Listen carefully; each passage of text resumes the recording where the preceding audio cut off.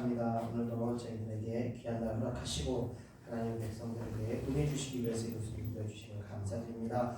오늘도 저희들 성령의 은혜로 말미암아 또 주님의 주신 말씀으로 말미암아 우리의 인격이 또 아버지와 큰 깨달음을 얻고 변화될 수 있도록 인도하여 주시옵소서. 하나님의 말씀이 성령을 통해서 우리 인격 가운데 역사하셔서 우리들의 아버지가 잘못된 거짓된 것들이 온전케 변화될 수 있도록 역사해 주시옵소서. 감사드리며 예수님의 이름으로 기도드립니다. 아멘. 우리 다 같이 찬송가 91장 통일 찬송가 91장 슬픈 마음 있는 사람 찬양하겠습니다.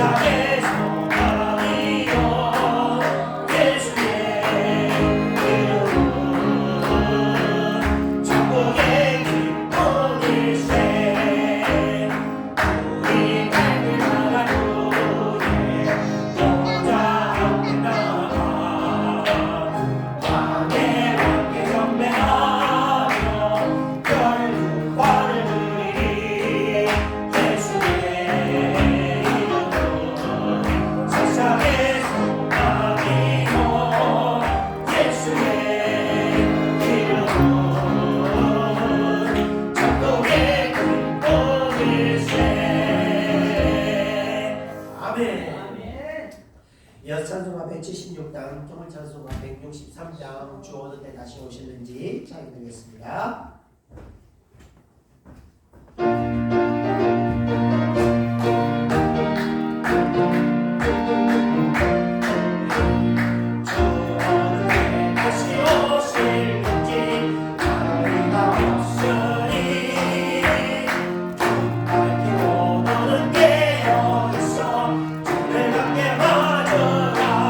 아멘. 주 안에서 우리 믿과 마음이 깨끗하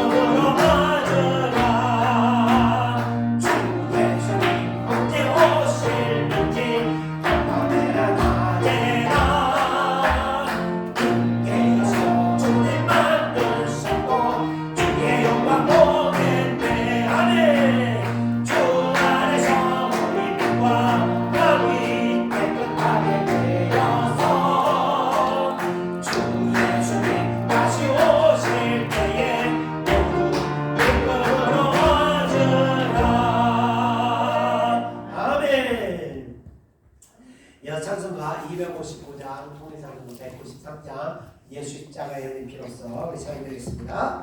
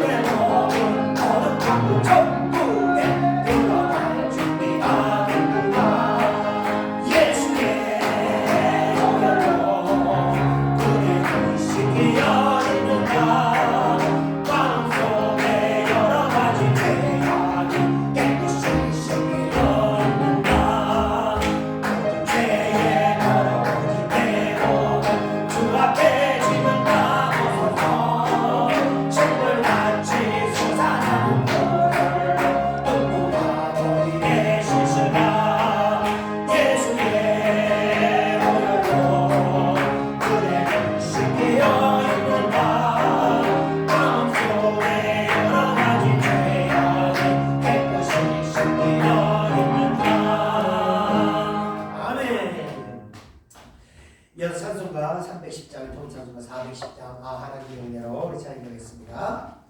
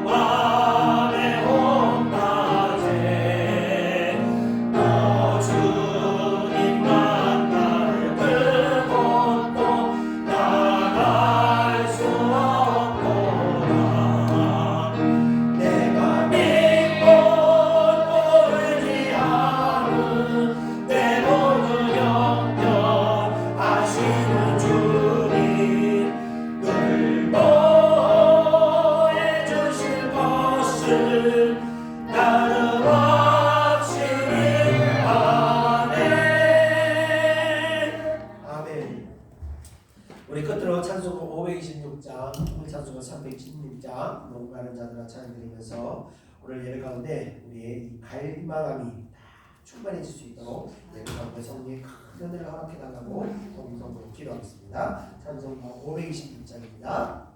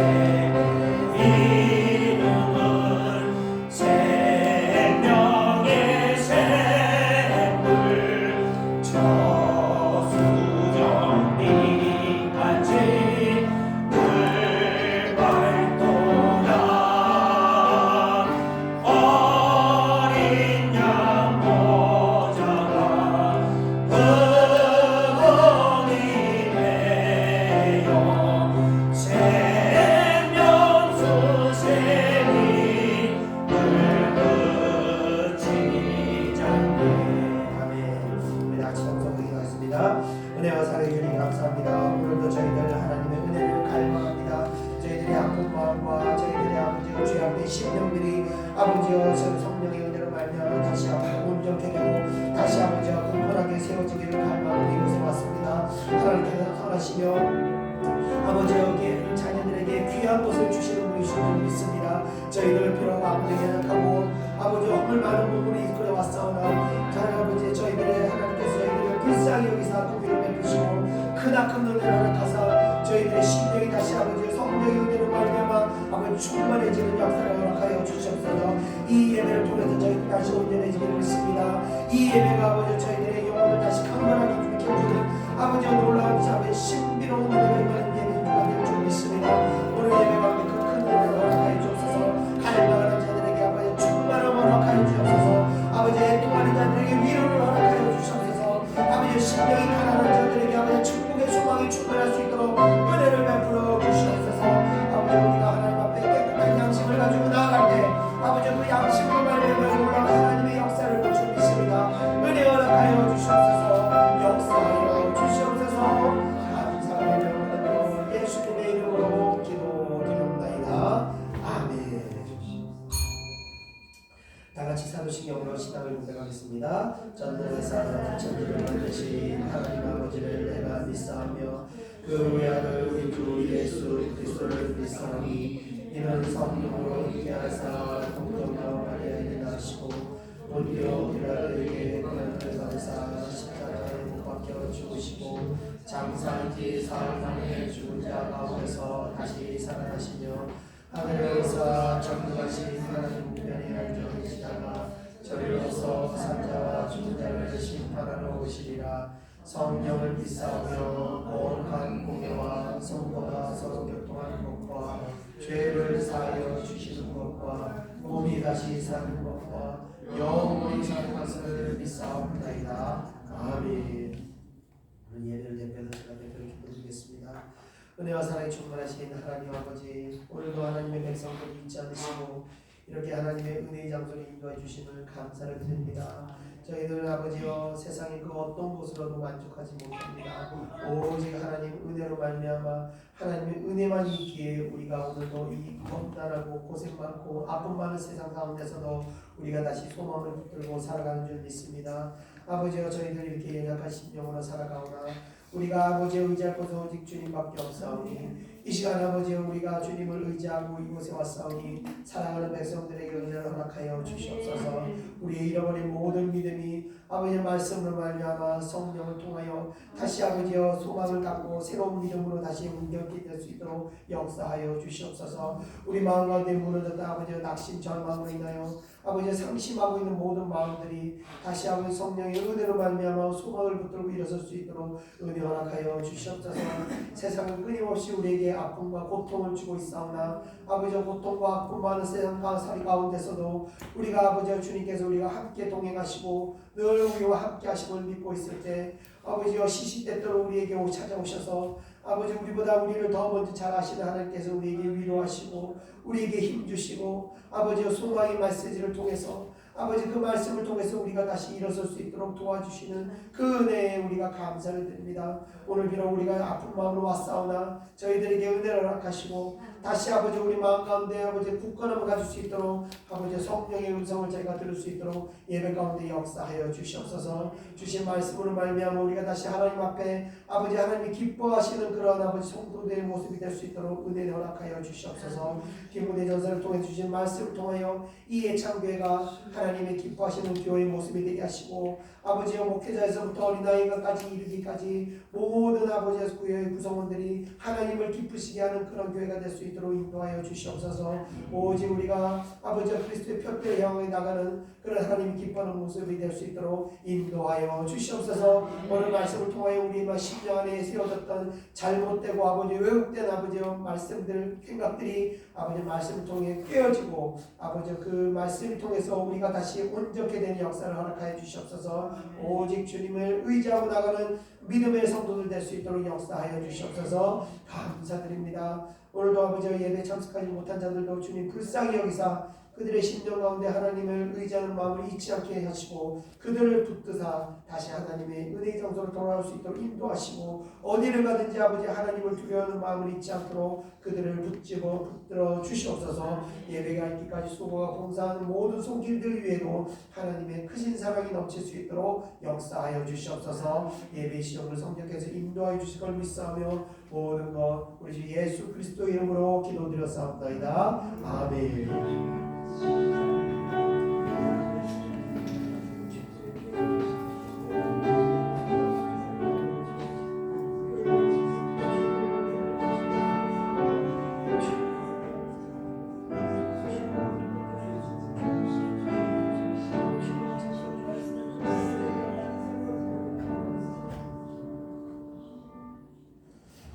우리 다 같이 하나님 말씀 보겠습니다. 하나님 말씀은 디모데전서 3장 8절부터 13절입니다. 디모데전서 3장 8절부터 13절 신약성경 339페이지입니다. 신약성경 339페이지 디모데전서 3장 8절부터 13절까지 신약성경 339페이지입니다. 신약성경 339페이지 디모데전서 3장 8절부터 13절 자유신을 믿고 우리 한 목소리 읽겠습니다. 8절 시작. 이와 같이 지자들도 정중하고 일부 이론을 하지 아니하고 술에 임박이지 아니하고 더러운 일을 탐하지 아니하고 깨끗한 양심의 믿음의 비밀을 가진 자라야 할지니 이에 이 사람들을 먼저 시험하여 보고 그 후에 증거를 하지 없으면 집사의 직분을 맡게 할 것이요 여자들도 이와 같이 정숙하고 모함하지 아니하며 절제하며 모든 일에 충성된 자라야 할지니라. 집사들은 한 아내의 남편이 되어 자녀와 자기 집을 잘 다스리는 자일지니 집사의 직분을 잘한 자들은 아름다운 지위와 그리스도 예수 안에 있는 믿음의 큰 담력을 얻느니라. 아멘. 오늘은 디모데전서 3장 두 번째 시간 되겠습니다. 디모데전서는요, 다시 말씀드리지만 목회 서신으로 분류되는 책입니다. 그러니까 하나님의 생명력이 예수를 배척하며 죽여버린 그 유대교에서 예수 그리스도를 머리로 삼은 교회로 옮겨지는 과정에서 교회가 세워지었는데 갖추어야 할 어떤 여러 가지 조항들을 바울을 통해서 전해주는 그런 얘기입니다. 이 성경을 보면 이 초대교회에서 말하는 교회란 건물과 어떤 조직 시스템이 있지 않다는 것을 알 수 있습니다. 왜냐하면 대부분의 초대교회가 대부분 그 어떤 회당 중심으로 갖춰진 것이 아니라 대부분 어떤 가정을 중심으로 대부분 초대교회가 시작했기 때문에 교회라는 것이 반드시 어떤 건물과 어떤 시스템을 갖추고 있는 것은 아니라는 겁니다. 그 교회라는 것은요, 그래서 교회 예수 그리스도를 머리로 한 그 생명력과 이 구성원들의 영적 성숙함과 거룩함에 있다는 것입니다.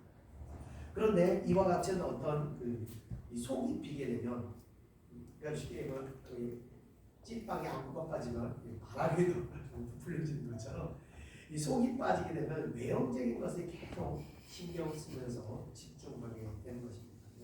이 생명력과 영적 성숙함을 잃어버리게 되면 교회는 그때부터 양적 성장과 어떤 외형적인 화려함에 집중하게 되는 것입니다. 유럽의 성당들을 가보면 아시겠지만 화려함에 흠치를 이루는 것들을 보게 됩니다.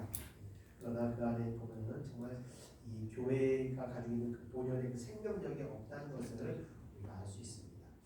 이 교회가 초대교회적인 이 첫사랑을 잃어버리게 되면 말씀을 떠나게 되고 내적 성장보다는 내적 성장교회가 되면서 교권화, 권력화가 되고 성경적인 모습은 그리고 성경적에서 말하는 그 영적 생명력은 사라지게 됩니다. 자, 이렇게 처음 사랑을 잃어버린 교회는요, 하나님의 생명력을 잃어버리게 되는 것인데, 다시 우리가 이런 생명력을 회복하기 위해서는 흔히 우리가 얘기하는 그 개혁 이렇게 얘기하듯이 그 개혁의 바람이 우리 영혼 안에 일어나야 하는데, 개혁이라는 뜻이 이 가죽의 껍데기를 뜯어낸다는 의미를 가지고 있듯이 개혁을 하기 위해서는 영혼이 고통스러운 시간을 겪어야 하는 것입니다. 이 고통이 너무나 싫기 때문에 사람들은 쉽게 개혁을 하지 못하는 것입니다. 그래서 아프고 힘들긴 하지만 어떻게든 이 생명력을 우리가 잃어버리지 않기 위해서는 영혼의 굳은 껍데기를 우리가 뜯어내는 심령으로 기도에 전념을 해야 하는 것입니다. 자, 이 디모데전서를 통해서 우리들은요, 영혼의 이 굳은 껍데기를 우리가 또 발견해 됩니다. 내 안에 있는 잘못된 이 어떤 형식주의적인, 율법주의적인 이런 껍데기들을 우리가 발견하고 또 우리가 다시 기도하면서 이런 것들을 뜯어내면서 우리 영혼이 다시 역동적인 그 생명력이 회복돼야 되겠습니다. 자, 그럼 본문으로 우리가 한번 들어가 보겠습니다. 본문을 통해서 어떤 말씀을 주시는지 우리 다 같이 8절 한번 읽어보겠습니다. 8절 시작. 이와 같이 집사들도 정결하고 일부 연연하지 아니하고 술에 임하지 아니하고 더러운 일을 하지 아니하고. 자, 이와 같이라는 것은 지난주에 우리가 말씀드렸듯이 지난주의 내용은 교회의 감독과 같은 장로나 목사 이런 사람들이 가져야 될 그런 어떤 덕목과 같이 집사들에게도 거의 합당한 이 어떤 덕목이 갖추어야 될 덕목이 있다는 것을 말씀하시면서 이 8절이 시작하고 있는 겁니다. 자, 현대교회에서는요, 이 교회를 조금만 다니면 의뢰 집사라는 직분을 주게 되고, 그래서 교회를 다니면 모두가 집사가 되는 것이라고 생각하기 쉬운데, 사실 집사라는 직분이 그렇게 쉬운 아무나 받을 수 있는 직분은 원래는 아니었습니다. 집사라는 직분이 원래는 오늘 보는 그 본문과 같이 기본적으로 주어지는 그런 것이 아니라는 것을 알 수가 있습니다. 어떤 사람들이 원래 집사를 받았는가 우리가 이제 살펴볼 텐데, 이 집사의 직분이 이렇게 난리가 나 보니까 현대교회에서는 진정으로 이 어떤 집사의 직분을 수행해야 될 대상들에게는 집사가 아닌 좀 한 단계 더 어떤 새로운 직분이 필요했는데 그래서 남자에게는 안수 집사라는 직분을 주기도 하고 또 여자에게는 이 권사라는 직분. 그러니까 원래 권사라는 직분은 장로에게 있던 것이 아닙니다.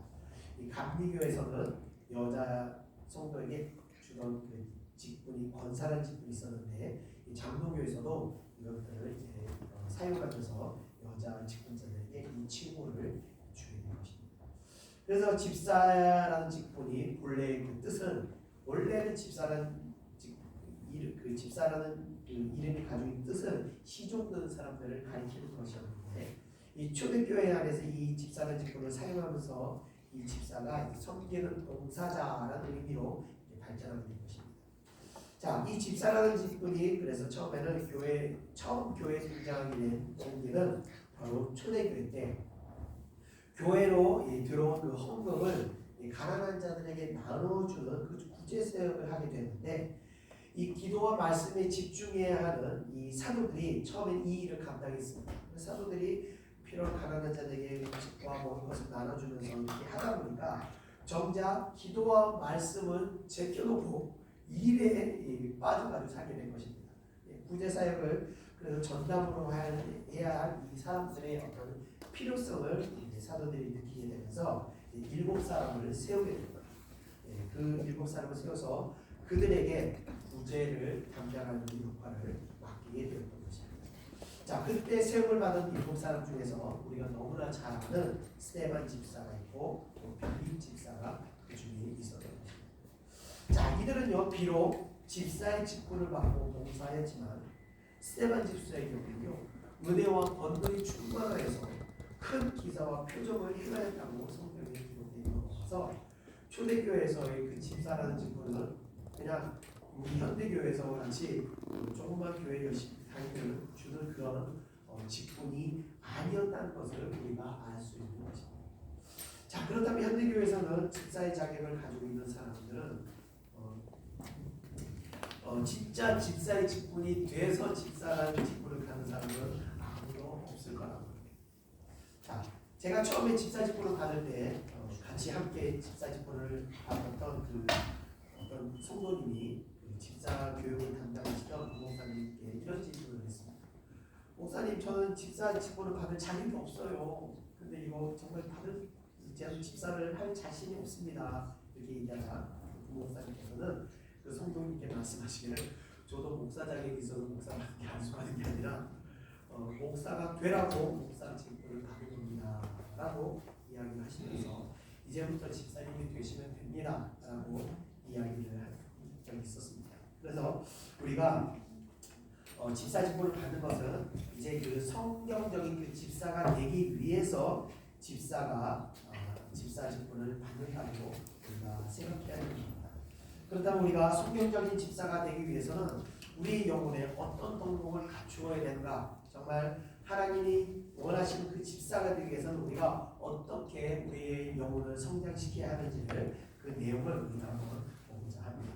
자, 8절의 그 덕목에 대해서 첫 번째 말하고 있는 것은 바로 정중하고라고 말하고 있습니다. 정중하다는 것은 요 말과 행동에 신중하게 한다는 것입니다. 그러니까 성급하게 판단하고 조급하게 행동하지 않는 자가 되어야 한다는 것입니다.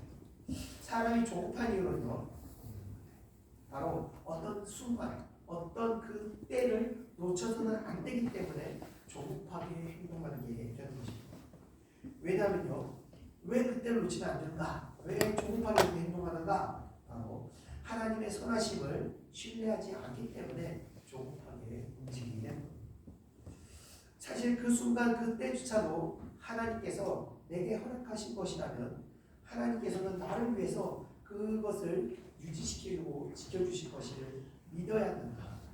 그래서도 사실 어떤 결정을 할 때 그것을 그게 정말 하나님께 나에게 허락하신 것인지 그렇지 않은 것인지 제가 알지를 못하기 때문에 섣불리 결정하는 것이 아니라 관망하고 계속 지켜보면서 기도하고 하나님 저것이 정말 하나님께서 나에게 허락하는 것이 맞습니까? 아닙니까? 나는 모르겠습니다. 하나님 계속 관망하면서 기도할 때 그것이 이제 하나님께서 저에게 허락하신 것이란 그게 형통하게 저에게 다가온 것이고 그게 아니면 그게 한순간 사라지게 되는 것을 보게 됩니다. 그 섣불리 판단하지 않고 관망하며 기도하며 지켜볼 수 있는 것은 바로 하나님의 선하심을 믿기 때문에 그렇습니다. 자, 그런데 사실요, 이게 직분자뿐만 아니라 목사들조차도 어찌 그리 급한지 모릅니다. 기다리고 좀 인내하고 정말 선택하고 연락하는 것이 아니라 너무나 마음이 급하다. 너무 급하고 지금 빨리빨리 해야 돼 이러면서 이 하나님의 어떤 이 선하심을 신뢰하지 않고 나오는 그 조급함이 이런 곳에서 나타납니다. 이 성도들요, 조급하면 안 됩니다. 기다리고 하나님 뜻인지 아닌지 분별하며 기도할 수 있어야 된다. 자, 두 번째 덕목으로는요, 일부이언하지 않고라고 말하고 있습니다. 일부이언이라는 것은요, 이 사람에게는 이 말, 저 사람에게는 저 말하는 것을 가리킵니다. 하나님의 사람들은요, 왜 이 사람에게 이 말하고 저 사람에게는 저 말하는가? 바로 사람의 비유를 건드리지 않기 위해서 분위기에 따라서 말이 바뀌게 되는 것입니다. 그래서 이 사람한테는 이 말하고 저 사람한테는 저 말하는 거, 또는 때로는 또 과장하기도 하고 부풀려서 말하기도 하게 되는 거예요. 그래서 이 교회의 집사들은 이 중심을 가지고 본인이 실천할 수 있는 말을 해야 합니다.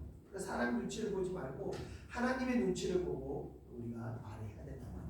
왜냐하면 교회 집사는 교회를 도맡아서 행위하기 때문에 신실함을 가지고 말해야 하는 것입니다. 사실 저는요, 저희 교회 오시면서 자신을 과시하는 사람들을 종종 만났습니다.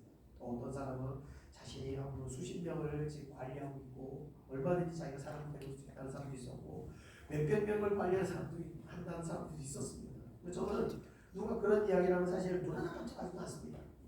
왜냐하면 숫자에 관심이 없기 때문에 마음속으로는 그런 거 그냥 제껴놓고 와서 기도나 하시면서 본인 영혼이나 좀 성장하고 좀 회개하면서 그 생각밖에는 없습니다. 또 옛날 타령하면서 과거에 세상에서 화려했던 그런 어떤 이야기를 하고 세상에서 자기의 높은 지위를 과신하기도 하는데 교회에서는요, 옛날 이야기나 세상의 어떤 그런 지위를 이야기할 필요가 없는 곳입니다. 오직 교회에서는 우리의 영혼의 상태에 대해서 집중하며 또 하나님께 우리가 집중해야 하는 것입니다. 자, 세 번째 덕목으로는요, 술에 임박이지 아니하고 라고 합니다. 교회 감독이나 집사 모두에게 경계해야 될 덕목으로 술에 관한 문제를 바울은 말하고 있습니다. 다시 말씀드리지만요, 근동 지역에는요, 물이 귀한 지역이었습니다. 그래서 당시에는 물이 술을 대신하여 음료로 쓰이고 있었습니다. 그렇기 때문에 성경은 사람들에게 술을 금할 수가 없었던 겁니다. 그런데 술을 경계해야 될 덕목으로 주어졌다는 것은 일상에서 술을 마시기는 하지만 절제의 힘을 가지고 술을 과하게 섭취하지 않아야 한다는 것을 의미하는 것입니다. 이 마치 굉장히 어려운 얘기입니다. 고양이에게 생선을 맡기면서 먹지 말고 잘 지키고 있어. 똑같은 얘기가 되는 겁니다. 그래서 마치 요즘같이 우리나라가 요즘 다시 마약이 굉장히 마약 청정국의 지위가 무너졌다는데 마약 중독자한테 마약을 주면서 적당히 사용하고 절제해서 절대 중독되면 안 돼 하고 주는 것과 똑같은 그런 이야기가 되는 것입니다. 그래서 이게 정말 쉽지 않은 그런 조건을 덕목을 우리에게 요구한다는 겁니다. 자, 그런데 결국 하나님께서는요, 술에 관해서 필요에 의해서 어쩔 수 없이 마시기는 하지만 그 이상을 넘어서는 안 된다는 것을 말씀하시는 것입니다. 그리고 그 넘어서는 안 되는 기준이 감독과 집사와는 차이가 있다는 것을 말씀하시는데 감독에게 대해서는 술을 즐기지 않아야 한다고 말하고 있는 반면 집사에 관해서는 술에 임박이지 않아야 한다고 말씀하십니다. 즐기는 것과 임박이는 것은 차이점이 뭘까요? 저도 이거 가지고 좀 잠깐 묵상을 했습니다. 즐기는 것과 임박이는 건 뭘까? 옛날에 즐길 때를 잠깐 생각해보고 옛날에 임박했을 때를 잠깐 생각해볼 때 그 차이점이 있긴 있더라고요. 즐긴다는 것은 필요에 의한 그 갈증 해결 이상을 섭취를 의미하는 겁니다. 갈증이 돼서 물이 없기 때문에 마시는 것 그 이상으로 술을 즐기는 것은 바로 그 즐기는 것이 되는 것이고 임박힌다는 것은 한마디로 중독 현상을 의미하는 것입니다. 그래서 습관적으로 술을 마시는 것을 의미한다고 볼 수 있는 겁니다. 자, 그러므로 술에 관해서는 이 감독에게는 좀 더 까다로운 기준을 제시하고 있다는 것을 우리는 알 수 있습니다. 자, 결국 술에 관한 집사들의 덕목은 습관적으로 술을 마시는 것을 금하고 있다는 것을 의미한다는 것입니다. 자, 네 번째로 집사의 조건은 덕목으로는 더러운 일을 탐하지 아니하고 라고 말합니다. 자, 더러운 일이라는 것은 부끄러운 이득을 뜻하는 것입니다.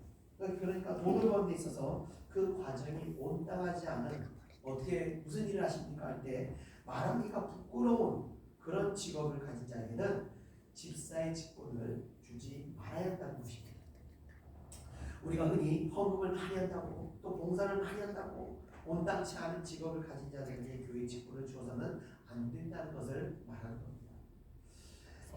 흔히 사람들이 말하는 그 돈장사, 술장사, 사람장사 같이 다른 사람에게 해를 입히면서 돈을 벌어야 하는 직업을 말한다고 볼 수 있는데, 이런 사람들에게 직분을 맡기지 말아야 하는 이유는 이런 종류의 일이나 그 부정한 대가를 통해 버는 사람들에게는 반드시 하나님의 심판이 임하기 때문에 교회의 직분자들이 심판을 받게 될 때 그것은 세상에서 덕이 되지 못하고 부끄러움이 되기 때문에 반드시 임할 심판이 있기 때문에 이런 자들에게는 교회에 그 어떤 직분을 맡기지 말아야 한다는 것입니다.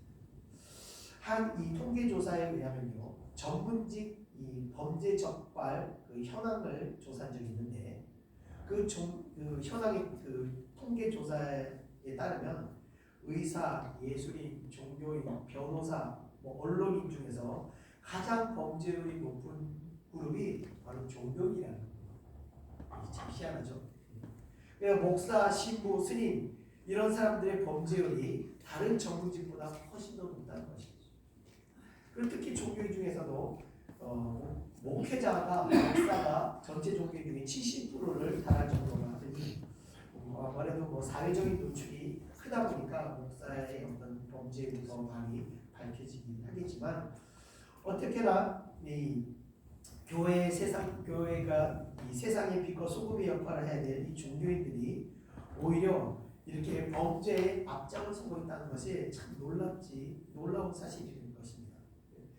그래서 이러다 보니까 교회가 점차적으로 세상에서 외면을 받게 되는 것입니다. 그 현대교회의 성장이 정체되고 쇠락해가는 것은 어떻게 보면 당연한 결과가 아닐까 생각하는 겁니다. 많은 직분자를 세우는 것이 그래서 중요한 것이 아니라 올바른 직분자를 우리가 세워나가야 한다는 것입니다. 그리고 그 직분자들이 하나님의 축복을 받으며 하나님의 은혜를 받으며 그 세상에서 덕이 되어야 한다는 것입니다. 자, 이어지는 9절을 우리 다 같이 한번 읽어보겠습니다. 9절 시작. 깨끗한 양심에 믿음의 비밀을 가진 자라야 할지니. 아멘. 자, 다섯 번째로 깨끗한 양심을 가진 사람이어야 한다는 겁니다.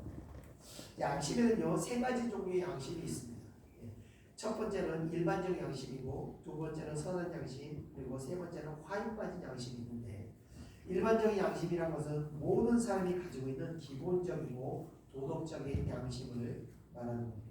세상적인 어떤 가치관을 거스르게 되면 마음의 불편함을 느끼며 그 행동을 제어하는 기능을 일반적인 양심은 가지고 있는 것입니다.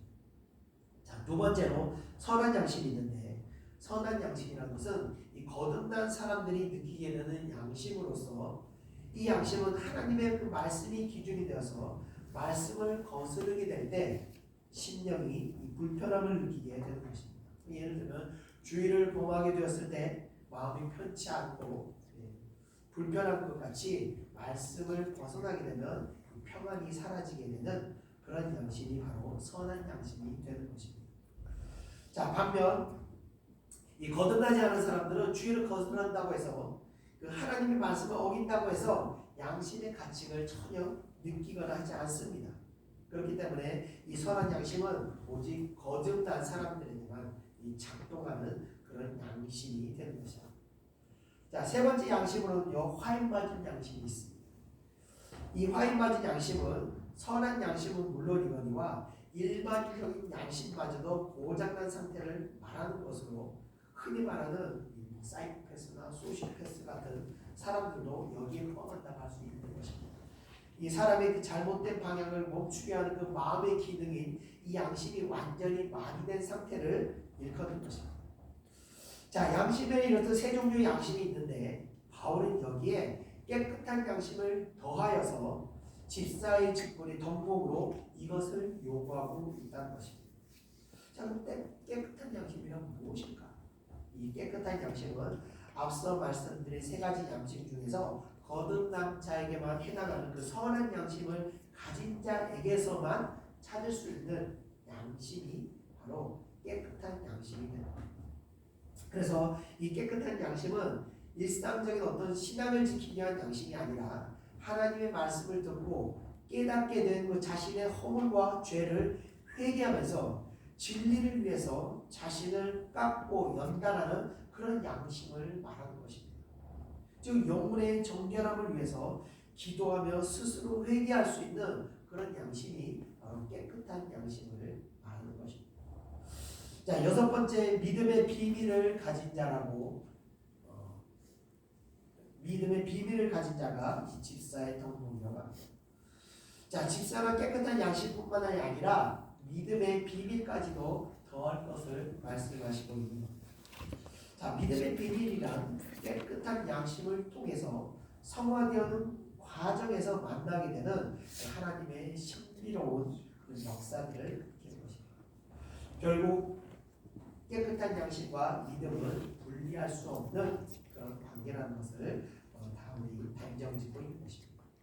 흔히 우리가 하나님의 어떤 신비로운 역사, 하나님의 비밀이라고 말하면 신비주의적인 어떤 과수와 같은 그런 것들만 생각하게 되는데 성경에서 말하는 그 신비로운 역사라는 것은 그 하나님의 비밀이라는 것은 마술과 같은 어떤 이적과 신비로운 체험을 경험하는 그런 비밀만을 말하는 것은 아니라는 겁니다. 기독교에서 말하는 그 신비의 경험이란 바로 진리와 함께 하는 것입니다. 그러니까 성경이 말하고자 하는 그 신비로운 그 은혜의 본질은 영원히 변화되어 가는 것입니다. 예를 들어서 죽이고 싶을 정도로 그런 미운 원수들을 용서하고 사랑했더니 원수로 인해서 받게 되는 그 영혼의 어떤 고통이 더 이상 고통이 아니라 오히려 그것이 기쁨으로 변하는, 오히려 감사로 변하는 놀라운 어떤 일들이 10년 가운데 일어나게 되는 것이 바로 성경에서 말하는 신비로운 일들이며 이 복음의 진리를 따를 때 만나게 되는 어떤 순종적인 신비가 되는 것입니다. 갑자기 하늘에서 막 불이 번쩍거리고 신기하고 재미있는 마술 같은 이적들만을 말하는 것이 아니라는 거죠. 결국 믿음의 비밀을 가진 자라는 것은 말씀에 순종하면서 많은 영적인 체험을 경험한 사람이 된다는 것입니다. 자, 왜 이런 사람을 집사로 세워야 하는가? 첫째로 하나님의 일을 하는 데 있어서 순종적으로 일할 수 있기 때문이고, 두 번째로는 체험을 통해서 깨닫게 되는 하나님의 함께 하심을 믿고 믿음으로 하나님의 일을 할 수 있기 때문에 비밀을 간직한 사람에게 집사의 직분을 맡겨야 한다는 것입니다. 자, 이어지는 10절을 우리 다 같이 한번 읽어보겠습니다. 시작. 이 사람들을 먼저 시험하려고 그 후에 책망할 것이 없으면 집사의 직분을 맡게 할 것이요. 아멘. 자, 시험하여 본다는 것은 참과 거짓을 구별해내기 위한 어떤 시간들을 가리키는 것입니다. 그러니까 앞선 이런 덕목들을 가지고 있는 사람들을 무턱대고 직분을 수여하는 것이 아니라 그들이 가지고 있는 덕목이 진짜인지 거짓된 모습인지 일정 기간 시험해 보아야 한다는 것입니다. 자, 교회마다 직분자들을 세우기 위해서 여러 가지 방법들을 동원하고 있습니다. 성경 퀴즈를 내서 성경을 얼마나 알고 있는가 시험하기도 하고, 성경 지식을 알아보기도 하고, 새벽 예배 출석 여부를 확인하기도 하고, 11조나 예배 참석, 봉사 이런 것들 체크하면서 직분자들의 기준들을 각 교회마다 이렇게 정하기도 합니다. 어떤 교회는 또 목회자와 개인 면담을 통해서 정하기도 한다고 합니다. 저희 교회마다 제가 앞에 다른 기준, 다른 방식으로 세우기 때문에 이것이 옳다 저것이 옳다 섣불리 우리가 말하기는 어렵습니다. 그런데 이어서 나오는 그 기준이 그 책망할 것이 없을 때 집사의 직분을 주어야 한다는 것입니다. 제가 기존의 과정을 거치는 동안 교회와 교인들을 그 직분 받을 자를 이렇게 관찰하게 되는 것인데 이 과정에서 참과 거짓은 밝혀지게 되어 있다는 것입니다. 결국 직분자는요 교회의 어떤 감독에 의해서 임명되는 것이지만 그것을 동의하는 것은 교회 성도들의 동의를 거쳐야 한다는 것입니다. 결국 교회 공동체 인정을 받은 자에게 교회의 직분을 수여해야 한다는 것을 말하고 있습니다. 비록 교인들의 인정을 받아야 한다 하지만 하나님의 인정을 받지 않은 사람이 교인들의 인정을 받는다는 것은 불가능한 일이기 때문에 또한 결국은 하나님의 인정을 받은 사람이 교회의 직분을 받게 된다는 것을 의미하는 것입니다.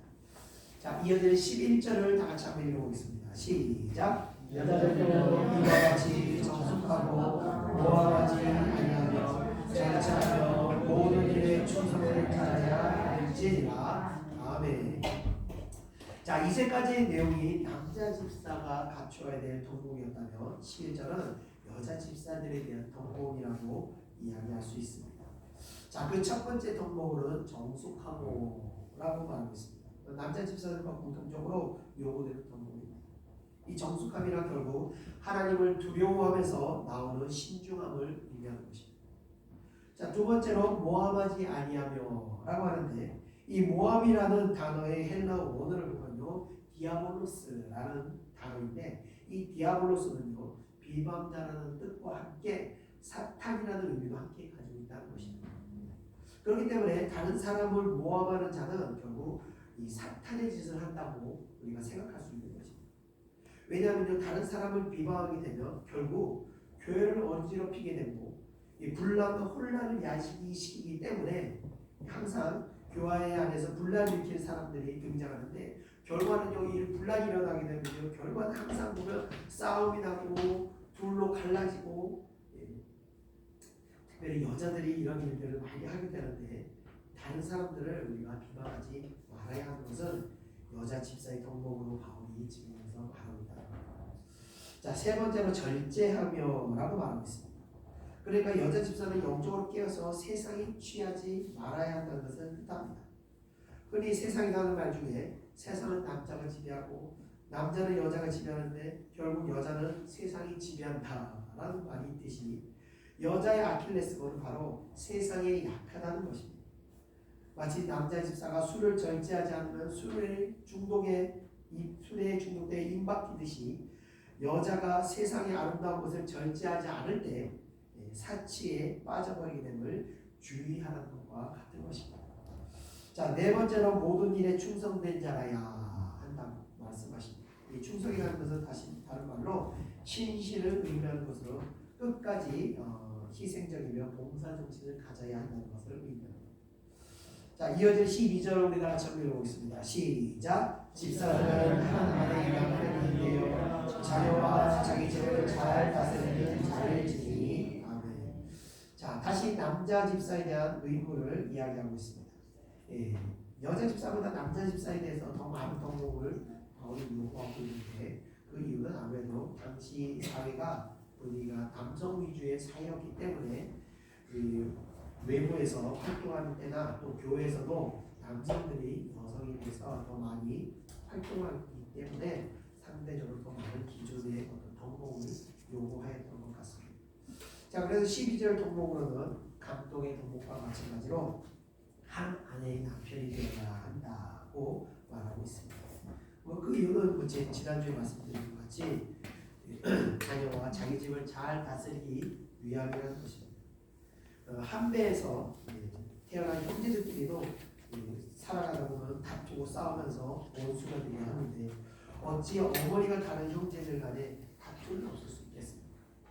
성경을 봐도 그렇고 또 가까운 이 북한만 봐도 어머니가 달아나는 것은 형제가 아니라 원수보다도 못한 어떤 죽이지 않으면 안 되는 그런 관계성을 형성할 수 있기 때문에 자녀들의 바른 성장과 화평한 가정을 위해서는 한 아내를 가져야 한다는 것을 말하고 있으며 교회의 일도 그런 사람에게 맡겨야 한다는 것을 의미하고 있는 것입니다. 자, 우리 끝으로 13절 우리 다 같이 한번 읽어보겠습니다. 시작. 집사의 직분을 잘하는 자들은 아름다운 지혜와 그리스도 예수 안에 있는 믿음의 큰 감격을 얻느니라. 아멘. 자, 13절은 집사의 직분을 잘 감당한 사람들이 받게 될 상급에 대해서 언급하게 되는 겁니다. 자, 집사들이 받게 될 상급은 두 가지가 있습니다. 첫 번째는 바로 아름다운 지위를 받게 되는 것이고, 두 번째는 믿음의 큰 담력을 얻게 된다는 겁니다. 자, 아름다운 지위라는 것은 바로 교회 안에서의 지위를 말하는 것입니다. 하나님께서 맡겨주신 일들을 잘 감당한 직분자는 먼저는 하나님의 인정을 받게 되고 있지만 동시에 교회 안에서 교인들의 인정도 받게 되어 있습니다. 성도들은 자연스럽게 직분을 잘 감당하는 사람들에게 더 많은 직분을 감당하기를 원하게 되는 겁니다. 자연스럽게 성도들은 직분자가 더 높은 직분을 맡아주기를 원하게 된다는 겁니다. 단 이런 과정에서 직분자는 기쁜 마음으로 자원하여 그것을 받아들여야 하게 됩니다. 이 억지로 직분을 막 떠맡겨서는 안 되는 거죠. 왜냐하면요, 하나님의 일은 기쁨이 되고 그 일을 통해서 계속 영적 생명력이 넘치고 감사가 넘치는데 억지로 일을 떠맡기게 되면요, 이게 무거운 마음 짐이 되고 곤비함이 찾아와서 오히려 믿음을 무너뜨리는 일이 될 수 있기 때문에 그렇습니다. 항상 이 교회 봉사는 기쁜 마음으로 자원해서 해야 한다. 자, 집사의 직분을 잘하면 얻게 되는 두 번째 상급은 바로 믿음의 큰 담력을 얻게 된다는 겁니다. 담력이라는 것은요, 담대함을 말하는 것입니다. 직분을 잘 감당하면 담대함이 생기게 된다. 사람이 담대할 수 있는 이유는 어떤 믿는 것이 있을 때 담대할 수가 있어요. 좀 벗어난 얘기지만 문제 아이들이 사고를 치고도 당당한 아이들이 있습니다. 그 아이들이 큰 소리 치는 이유는 뭐가 항상 사고를 치고 나면 부모님이 와서 사고를 이렇게 수습해 주기 때문에 얘네들은 그것 믿고 겁이 없는 것입니다. 사람은 믿는 구석이 있을 때 담대할 수가 있는 것입니다. 하나님의 일을 충실히 수행하다 보면 순간순간 도와주시는 그 하나님의 손길을 경험하게 되기 때문에, 그래서 하나님의 일을 잘 감당하다 보면 하나님께 함께 하시는 그 담대함을 소유할 수 있게 됩니다. 제가 1절에도 한번 말씀드린 적이 있었는데, 오후 예배 때 잠깐 말씀드린 적이 있었는데, 제가 이제 평신도 시절에 교회에서 이제 교회 오케스트라의 앞장을 맡으면서 오케스트라 재정에 여유가 생겨서 착실하게 돈을 모으다가 몇 년 뒤니까 몇백만 원의 돈이 모여서, 그때 이제 마치 독일에 유학 가 있던 이 타키하는 친구가 연락이 났는데 팀판이라는 악기가 세일을 한다는 겁니다. 사실에서 이제 한번 처음 보여드렸는데, 팀판이라는 악기가 이런 악기인데 오케스트라에서는 없어서는 안 되는 중요한 악기지만 이게 굉장히 비쌉니다. 보기에도 비싸 보이죠. 당시에도 수천만 원 아끼는 악기였는데 마침 이게 세일을 한다는 거예요. 그래서 제가 돈이 좀 모아놓은 게 있어서 무턱대고 이거를 그냥 사라고 돈 소금을 해버린 겁니다. 무용이나 통관에서 아무것도 모르는 상태에서 무턱대고 그 악기를 사라고 돈을 벌었는데, 몇 달이 지나고 나서 마침 한국에 귀국하는 학생이 있어서 그 학생 편에 이 악기를 가지고 들어오게 된 겁니다. 근데 그때부터 저는 이제 의심하기 시작하는 거예요. 아무것도 모르니까 일을 저질렀는데, 이게 악기가 통과세를 내지 않고 통과한다는 것은 이게 사실 불가능한 것입니다. 악기는요, 세금이 108% 넘습니다. 1,000만 원이면 세금이 또 1,000만 원, 2,000만 원짜리예요. 자, 그래서 당시에 이 세금이 붙으면 한 1,000만 원 정도 되기 때문에 저는 이제 그 고민만 하고 있었습니다. 그런데 교회 안에서 그 악기를 샀다는 얘기를 어떤 권사님이 들으시고 저한테 연락이 온 거예요. 그래서 내일 밤에 인천세관으로 가라는 겁니다. 아유, 근데요, 권사님 사실은 이게 문제가 있는데 그냥 무조건 가 이러시는 거예요. 그래서 저는 그냥 가라는 대로 갔습니다. 가서 시킨 대로 갔는데 인천세관에서 직원이 관련된 서류를 달라고 하는데 서류도 있어야 뭐 주지요. 서류도 없고 그냥 고개 그냥 속으로 계속 주여 주여 이런 거 외치고 있었습니다. 그랬더니 이분이 악기를 검사를 막 하더니 고개를 계속 적당하면서 이거 통관 안 돼요. 통관이 안 돼요. 계속 그러시는 거예요. 계속 주여 주여 주여 외치고만 있었는데, 결국 그 안에 있는 과장이라는 분이 나오시더니 이거 교회 기증하시는 거죠? 이러더라고요. 그래서 제가 네 그랬습니다. 그랬더니 아유 그럼 통과시켜드려야지 보내드려. 얼른 차 싣고 도망나오고 집에 나왔는데 나중에 알고 된 사실이지만 저에게 연락 주셨던 그 권사님은 인천세관 담당 안기부의 고위 공직자였던 것입니다. 아무것도 모르는 저에게 하나님께서는 물질을 준비시키시고 정확한 때와 장소, 사람까지 준비시키시고 순종하시도록 역사하셨다는 것입니다. 자, 그렇게 하나님께서는요, 하나님의 일을 순종하는 직분자들에게 결국 모든 일은 하나님께서 해나가신다는 것을 경험하시면서 직분자들에게 이 담대함을 갖게 하시는 것입니다. 그래서 믿음의 순종을 많이 한 사람일수록 하나님을 더욱 굳게 믿고 의지하게 되는 것입니다. 그렇기 때문에 저는 항상 하나님과 믿음의 추억들을 많이 만들어야 된다고 제가 여러분들에게 말씀드리는 거예요. 계속 순종하시면서 그 순종하는 가운데 하나님의 살아계심을 계속 경험하면서 그 하나님과의 추억을 많이 만들어야 그럴 때 그 하나님의 주로 임하는 그 담대함이 우리 마음 가운데 임하게 되는 것입니다. 오늘 하나님께서 우리 직분자들에게 주시는 목적도 여기에 있는 것입니다. 단순히 남들에게 보이기 위해서 우리가 직분을 받는 것도 아니고 세상 지위같이 높아지기 위해서 직분을 받는 것도 아니라는 것입니다. 더 낮아지고 겸손하게 섬기는 가운데 하나님께서 놀라운 은혜를 허락하시며 더 높고 더 깊은 은혜의 세계, 그 성화의 과정을 걷게 하시며 참된 영혼의 안식과 그 평안을 얻게 하시기 위해서 우리들을 직분자로 세우신다는 것입니다. 그래서 저는 우리 예창교회의 성도들이 여러분들과 제가 그런 직분자들을 소망합니다. 항상 순종하시며 하늘의 비밀을 깨닫고 체험하는 여러분 되시기를 소망하며 오늘 말씀을 마치겠습니다. 기도하시겠습니다. 은혜와 사랑해 주님 감사합니다. 하나님께서 오늘 집사의 집회를 통해서 우리 직분자들이 갖추어야 될 덕목들을 말씀하셨습니다. 그 덕목들을 우리가 온전히 순종하고 나갈 때 하나님께서 오늘 저희들에게 놀라운 약속을 허락하셨습니다. 바로 믿음의 담대함과 그리고 아름다운 지위를 얻게 하신다는 겁니다. 하나님, 우리가 다른 교회는 모르지만 우리 예창교회에서 받는 이 직분들은 아버지여 세상에서 받는 직분과 달리 정말 하나님이 인정하는 직분이 되게 하시고 아버지 그리스도의 향기가 흘러넘치는 그런 직분이 될 수 있도록 은혜 허락하여 주옵소서. 이 예창교회를 통해서 세워지는 모든 직분자들이 아버지 믿음의 담대함을 얻게 하시고 아버지 하나님의 순종을 통해서 놀라운 은혜와 참 평안과 안식을 얻을 수 있는 그런 직분자들이 될 수 있도록 그런 아버지 능력자들이 될 수 있도록 그런 아버지 영적인 선한 싸움에서 이기는 자들이 될 수 있도록 은혜 허락하여 주시옵소서. 감사드리며 모든 것 예수님의 이름으로 기도드립니다. 아멘.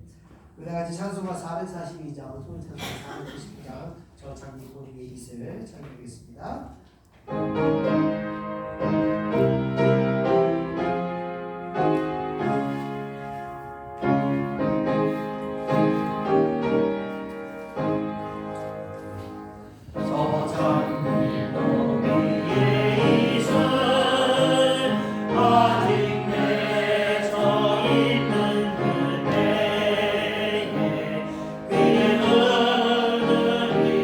소리 들리니 좋은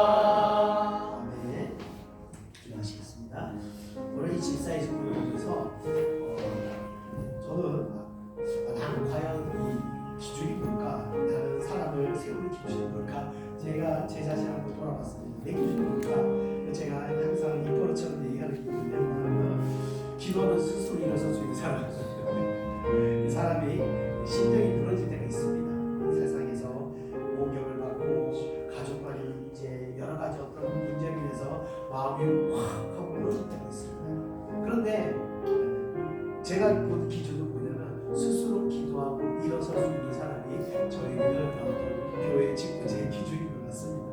왜냐하면 그럴 때 스스로 일어설 수 있을 때 다른 사람을 살릴 수 있기 때문에 우리가 흔히 물에 떠내려가는 사람이 자기 살기도 뻔한 사람 다른 사람을 살릴 여유가 없는 것처럼 내 스스로가 스스로를 살릴 수 있을 때 다른 사람을 살릴 수 있는 여유가 있기 때문에 그렇습니다. 그래서 무엇보다도 우리는 내 스스로 제가 기도 사역을 할 때도 스스로 기도하면서 마음을 회복할 수 있는 정도 되면 제가 기도 사역 안 해줍니다. 혼자 기도하세요. 그리고 그다음부터 제가 기도 안 해주면 스스로 일어설 수 있는 그런 사람들이 되기를 여러분들이 되기를 제가 소망하기 때문에 그렇습니다. 그럴 때 여러분들이 저에게 종속되지 않고 여러분들 하나님께 종속되는 거고 예수님께 종속되는 거고 각자가 하나님과 1대1로 만나면서 하나님만 의지하고 살아가는 목회자 의지하지도 않고 성도님 의지하지 않고 다 각자가 하나님 의지하고 가야 되는 거예요. 제 기준은 여러분 스스로 일어설 수 있는 것 그게 제 기준입니다. 이 시간 우리가 기도하겠습니다.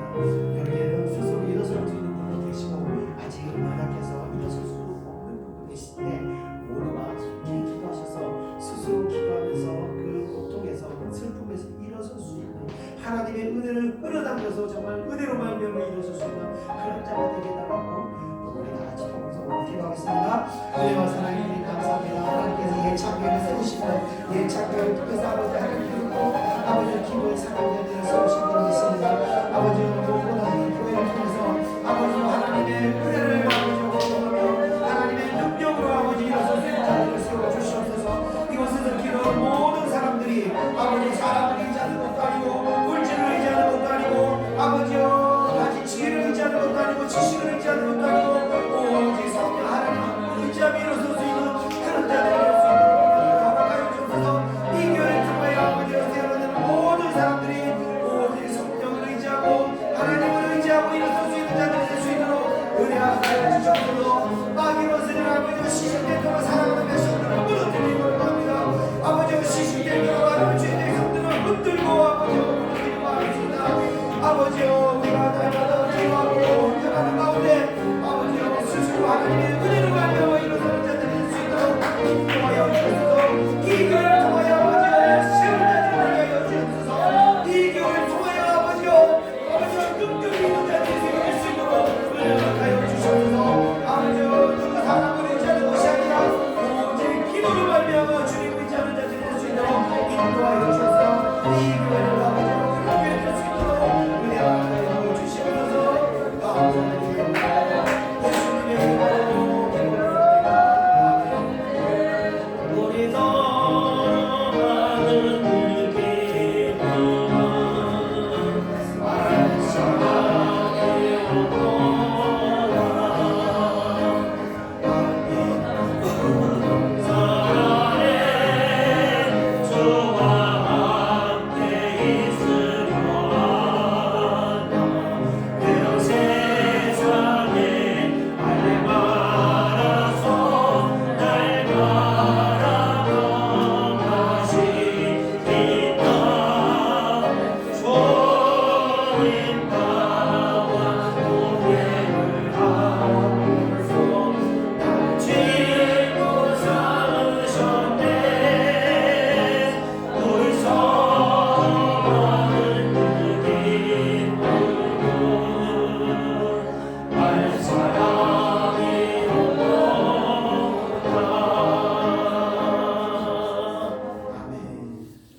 찬송가 445장 통찬송 502장 대사는 넘어 거기 가도 찬양드리겠습니다.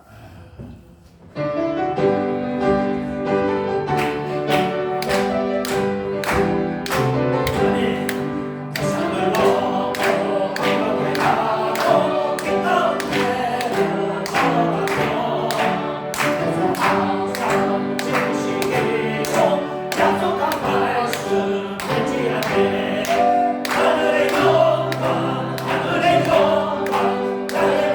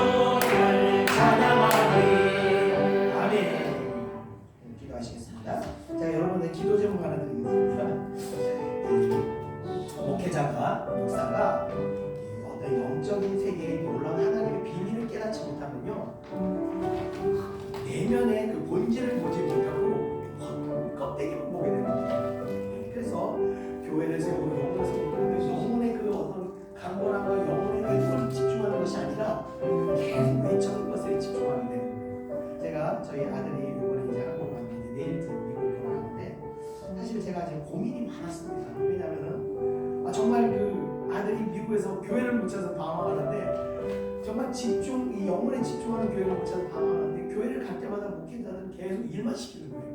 봉사만 시키면서 교회를 어떤 양적인 것만 자꾸 집중하는 거 보면서 제가 가슴이 너무 안타깝고 애통하는 거 어떻게 해결해야 되나 고민하는 가운데 제가 사실 이번에 기도하는 건 하나님의 새로운 비전을 보냈습니다. 이번에 제가 그래서 아들한테 미국 가거든 개척을 준비하고 기도를 준비해라. 어쩔 수가 없다. 네가 기도 세우기로 세웠어. 네가 영적인 교회 세워라. 적지만 큰 교회 필요 없다. 2명만 모이면 시작하면 된다. 그래서 둘이서 그 영혼을 위해서 섬겨라. 그럼 하나님께서 축복하실 거다. 그리고 네가 예배를 준비하고 기회를 준비하는 건 하나님이 너를 축복하실 거다. 은혜 주실 거다. 그 은혜로 살아면 어쩔 수 없다. 하나님의 기도가 기도하겠습니다. 다음 학기에 마치면 교회가 뭐 외롭이 교회가 아니라 내면이 교회인 것을 준비해야 된다. 그래서 사명을 줬습니다. 이제 너 교회를 세워라. 가서 말씀드렸습니다.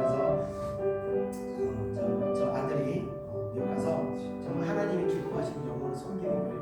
그냥 뭐 일 자꾸 시키고 막 바쁘게 이렇게 여러분 제 우리 교회 아시면 아시겠죠? 기도만 시키잖아요. 그죠? 기도하세요. 기도하세요. 계속 회개하세요. 치유하세요. 회복하세요. 저 그 얘기를 안 하잖아요. 일 아무것도 안 시키면서 영혼에 진짜 집중하기 때문에 그렇습니다. 그런 교회를 미국에 세우기를 기도 부탁드립니다. 우리 다 같이 기도하겠습니다.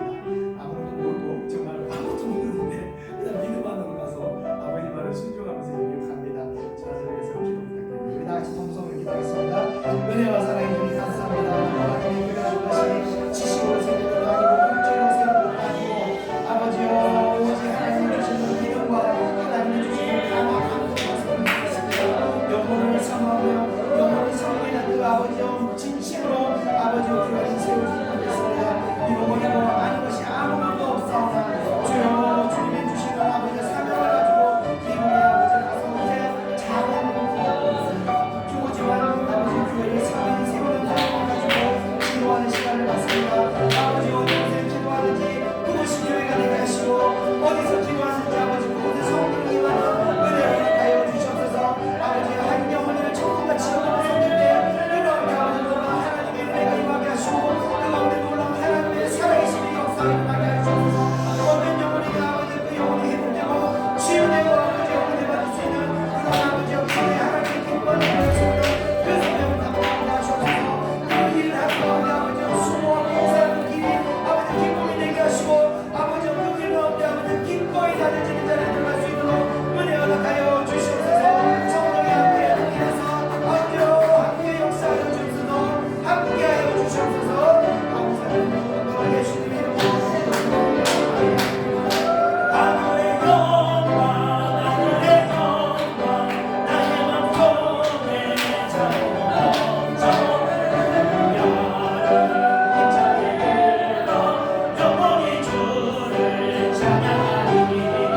하늘의 영광 하늘의 영광 나의 맘속에 자리 멈춰